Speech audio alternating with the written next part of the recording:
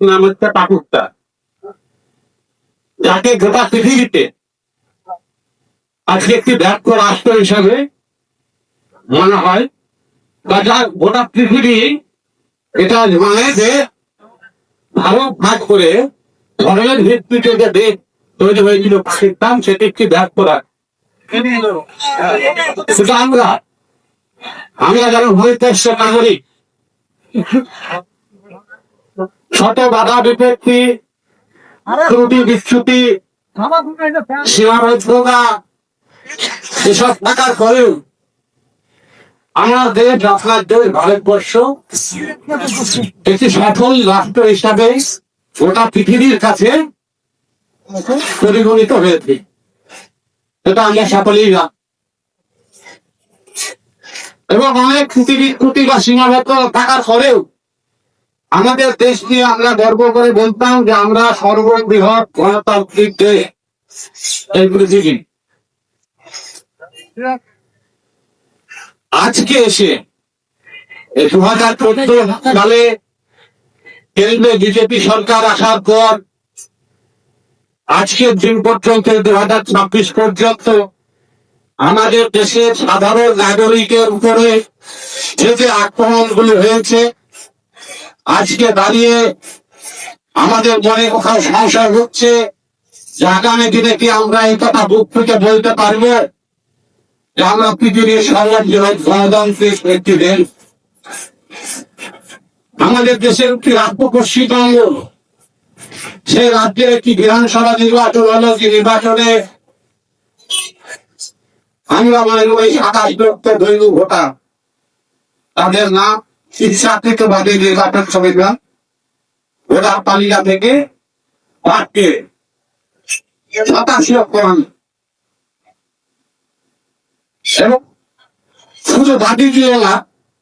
তারপরের যে প্রক্রিয়াকরণ কি, অর্থাৎ তাদের হিয়ারিং এ ডাকা, তাদের ট্রাইব্যুনালে আবেদন করা, আমার বাংলা বিশেষ করে আমাদের মুর্শিদাবাদ জেলার নওদা বড় অংশের মানুষ তারা অশিক্ষিত, তারা ধোয়ার শ্রমিক, তারা বুঝতে পারলো যে আমরা কাগজ নিয়ে কোথায় যাবো, ওখানে আবেদন করতে হবে, কি কাগজ দেখাতে হবে, কেন আমার নামটি বাদ গেল, তারা কিছুই বুঝতে পারলো। তারা জন্ম থেকেই আমাদের এই দেশের নাগরিক, তারা জন্ম থেকেই আমাদের এই দেশের ভোগা। আমরা সিপিএম পার্টি বিভিন্ন গ্রামে গ্রামে আমরা ক্যাম্প করে মানুষের ট্রাইব্যুনালে যাতে আবেদনটা করতে পারেন, অনলাইনে আবেদন এবং অনলাইনে আবেদন দুটোর আমরা ব্যবস্থা করে যেখানে যেখানে আমরা ফেলেছি যেসব গ্রামে, প্রায় বিভিন্ন জায়গায় নৌকার বিভিন্ন প্রান্তে আমরা সেটা করেছি এবং সেই আবেদন আমরা করেছি। আমরা শেষ পর্যন্ত এটা আশা করেছিলাম যে ট্রাইব্যুনালে যে আবেদনটা হলো এবং যে ট্রাইব্যুনাল ঘটনাটা ঘুরে ফেলছিল সেই ট্রাইব্যুনালের মাধ্যমে মানুষ তার ভোটাধিকার আবার পুনরায় যে পাবে। কিন্তু বাস্তবে আমরা দেখলাম যে ট্রাইব্যুনালের কাজ এমন ভাবে চলছে, যেমন ধরুন আমাদের রাজ্যে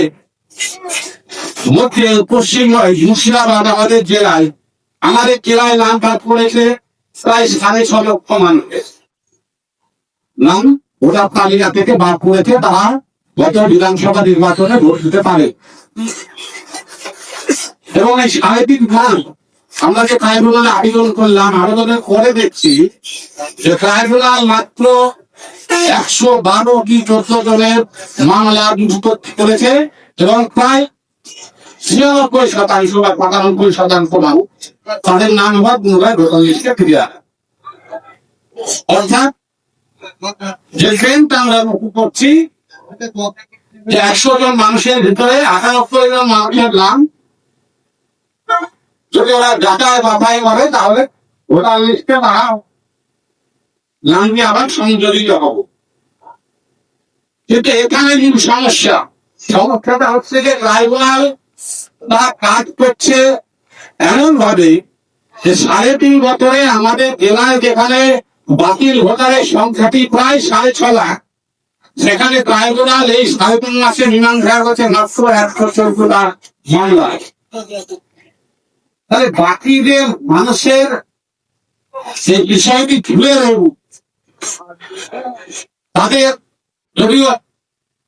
করে কি পরিষ্কার বলে দেবে নাগরিকত্বের সঙ্গে ভোটাধিকার, এখানে নাগরিক আমরা স্বীকার করছি কথা, কিন্তু আমরা দুঃখ করছি নতুন যে বিজেপি সরকার আমাদের রাজ্যে এসেছে, তারা একা সময় একা